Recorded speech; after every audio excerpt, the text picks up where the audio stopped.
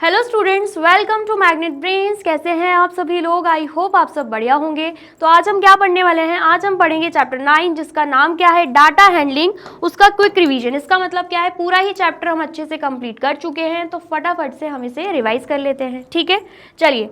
तो सबसे पहले डाटा हैंडलिंग में हम पढ़ लेते हैं कि डाटा क्या होता है। ठीक है, a collection of numerical figures giving some particular type of information is called data.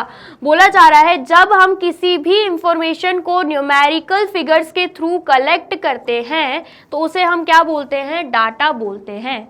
मतलब डाटा होने के लिए उसे नंबर्स फॉर्म में होना जरूरी होता है। फॉर एग्जाम्पल, अगर आपसे पूछ लिया जाए कि बताइए आपकी क्लास में कितने स्टूडेंट्स हैं, एंड आपको ये भी डिफ्रेंशिएट करना है कि कितने बॉयज हैं एंड कितनी गर्ल्स हैं। तो अगर आपकी क्लास में बॉयज 30 है एंड गर्ल्स 20 है, तो आपको वैसे ही नंबर्स फॉर्म में बताना पड़ेगा कि टोटल नंबर ऑफ स्टूडेंट्स 50 हैं, उसमें से नंबर ऑफ बॉयज कितने हैं 30 एंड नंबर ऑफ गर्ल्स कितनी है 20। आप ऐसे नहीं बता सकते कि बॉयज ज़्यादा है एंड गर्ल्स कम है, तो ये पता ही नहीं चलेगा कि क्या इन्फॉर्मेशन देना चाह रहे हो, एंड प्रॉपर इन्फॉर्मेशन उनको मिल भी नहीं पाएगी। तो इसीलिए न्यूमेरिकल फिगर्स में आपको इन्फॉर्मेशन देनी होगी ताकि उनको समझ में आ पाए। तो उसी को हम क्या बोलते हैं? डाटा बोलते हैं। ठीक है, इतना आया समझ में? चलिए नेक्स्ट देख लेते हैं। नेक्स्ट टॉपिक क्या है? Collecting data. Collection of data may not give us a specific information related to the data. For this, we need to collect data keeping in mind that specific information. Before collecting data, we need to know what we would use it for. क्या बोला जा रहा है? सिर्फ data को collect कर लेना ही जरूरी नहीं है। मतलब डाटा को कलेक्ट क्यों कर रहे हैं, कौन से डाटा को कलेक्ट कर रहे हैं, ये हमें पता होना चाहिए, अदरवाइज उसका कुछ यूज ही नहीं है। ठीक है, अगर आप ये पता कर रहे हो, मतलब ये जान रहे हो, इस चीज का डाटा कलेक्ट कर रहे हो कि आपके स्कूल में टोटल कितने स्टूडेंट्स हैं, तो आपको ये भी पता होना चाहिए कि इस डाटा का यूज आप कहाँ पे करने वाले हो, ये डाटा आप ले ही क्यों रहे हो। ठीक है, आया समझ में? चलिए नेक्स्ट, उसके बाद ऑर्गेनाइजेशन ऑफ डाटा। आप जब डाटा कलेक्ट कर देते हो तो उसको प्रॉपर वे में अरेंज भी करना रहता है। जैसे कि फॉर एग्जांपल, आप जब स्कूल जाते हो, अपनी क्लास में जाते हो, तो आपकी जो क्लास टीचर है वो एब्सेंट प्रेजेंट सबके नाम सीक्वेंस में होते हैं, ए टू लेकर जेड तक। ऐसा तो है नहीं कि डी वाले का नाम पहले लिखा हुआ है, जेड वाले का नाम बाद में लिखा हुआ है, ई वाले के नाम उसका बाद में लिखा हुआ है। सीक्वेंस में चलता है ए बी सी डी, या फिर रोल नंबर वाइज वो बोलती है 1 2 3 4, उस हिसाब से वो एब्सेंट प्रेजेंट लगाती हैं। ऐसा तो है नहीं पहले 40 बोल दिया देन उसके बाद 12 पे आ गई, ऐसा कुछ नहीं होता। तो प्रॉपर अरेंज करके चलती है डाटा को, एंड देन फिर एब्सेंट प्रेजेंट लगता है। ठीक है, तो क्या बोला जा रहा है? After the collection of data we have to arrange, manage and organise the data in proper way.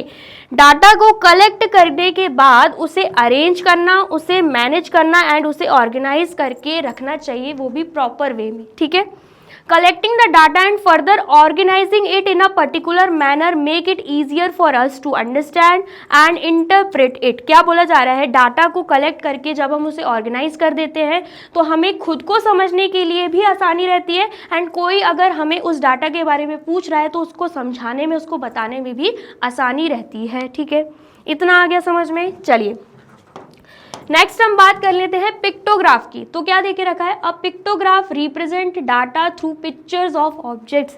Pictograph क्या होता है? जब हम किसी भी डाटा को पिक्चर्स फॉर्म में रिप्रेजेंट कर रहे होते हैं तो उसी को हम क्या बोलते हैं? पिक्टोग्राफ बोलते हैं।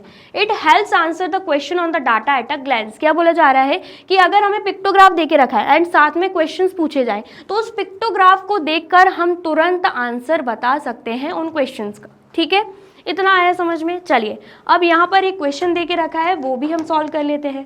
क्वेश्चन क्या है? Following is the choice of sweets of 30 students of class 6। बोला जा रहा है क्लास 6 में 30 स्टूडेंट्स हैं, तो उनको कौन कौन सी स्वीट्स पसंद है उसकी इंफॉर्मेशन यहाँ पे दे के रखी है। ठीक है, सबका अलग अलग है, कोई लड्डू बोल रहा है, कोई बर्फी बोल रहा है, कोई जलेबी बोल रहा है, कोई रसगुल्ला बोल रहा है, तो सबने अलग अलग नाम दे के रखे हुए हैं। तो क्या बोला जा रहा है? Arrange the names of sweet in a table using tally marks. हमें टेबल बनानी है टैली मार्क्स का यूज करके। ठीक है, सबसे पहले हमें ये बोला जा रहा है। नेक्स्ट बोला जा रहा है which sweet is preferred by most of the students. मतलब इन 30 स्टूडेंट्स में सबसे ज़्यादा स्टूडेंट्स को कौन सी स्वीट पसंद है, तो वो भी कैसे पता चलेगा? जब हम पूरी प्रॉपर टेबल बनाएंगे। ठीक है, आया समझ में? चलिए तो यहाँ पर सबसे पहले हम लिख लेते हैं नेम्स ऑफ स्वीट्स। ठीक है, देन फिर उसके बाद हम क्या लिखेंगे,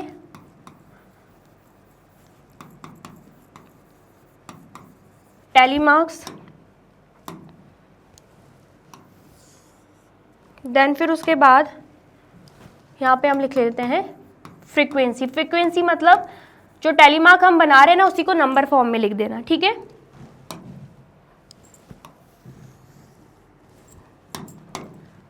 तो सबसे पहले हम लिख लेते हैं यहाँ पे लड्डू, नेम्स ऑफ स्वीट में हम लिख लेते हैं यहाँ पे लड्डू, ठीक है।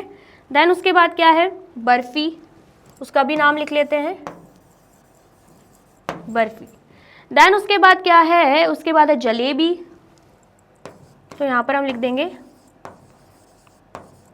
जलेबी, ठीक है। देन फिर उसके बाद क्या है, रसगुल्ला, तो यहाँ पर हम लिख देंगे रसगुल्ला, ठीक है। आ गया समझ में। अब हमें क्या बनाना है, अब हमें टैली मार्क्स बनाना है।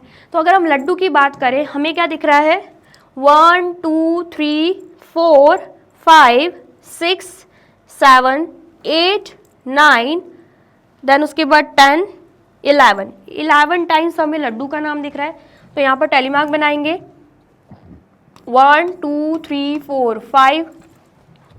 आपने पहले देखा भी होगा 4 बार स्ट्रेट लाइन खींचनी रहती है, 5th पॉइंट पे हम लाइंस को क्रॉस कर देते हैं, ठीक है।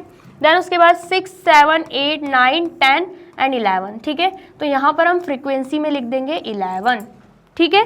चलिए नेक्स्ट अगर हम बर्फी के लिए देखें, 1, देन उसके बाद 2, देन उसके बाद यहाँ पर 3 एंड देन फिर उसके बाद 3 बारी हमें बर्फी का नाम दिख रहा है। तो यहाँ पर 1 2 3 एंड यहाँ पर हम फ्रीक्वेंसी लिख देंगे 3। नेक्स्ट उसके बाद अगर हम जलेबी को देखें तो 1 2 3 4 5, देन उसके बाद 6, देन उसके बाद 7 बार जलेबी का नाम आया हुआ है। तो यहाँ पर 1 2 3 4 5 6 7 एंड यहाँ पर हम क्या लिख देंगे 7। फिर अगर हम बात करें रसगुल्ला की तो यहाँ पर 1 2, देन उसके बाद 3, देन उसके बाद 4, देन उसके बाद 5, देन उसके बाद 6 7 8 9 टाइम्स हमें रसगुल्ला दिख रहा है। तो यहाँ पर 1 2 3 4 1 2 3 4 5 6 7 8 9, तो यहाँ पर हम क्या लिख देंगे 9 लिख देंगे, ठीक है। उसके बाद हम यहाँ पे कर लेते हैं टोटल, क्या कर देंगे हम, टोटल कर देंगे, ठीक है। तो टोटल की अगर हम बात करें 11 + 3 कितना हो जाएगा 14, 14 + 7 कितना हो जाएगा 21, 21 + 9 कितना हो जाएगा 30 एंड इन्फॉर्मेशन भी 30 स्टूडेंट्स की ही दे के रखी हुई थी। तो ये हमने क्या बना लिया है, ये हमने टेबल बना लिया है। नेक्स्ट क्वेश्चन हमसे पूछा जा रहा था सबसे ज़्यादा नंबर ऑफ स्टूडेंट्स को कौन सी स्वीट्स पसंद है। तो हमने देखा 11 स्टूडेंट्स को लड्डू पसंद है। तो यहाँ पर आंसर क्या आ जाएगा, यहाँ पर आंसर आ जाएगा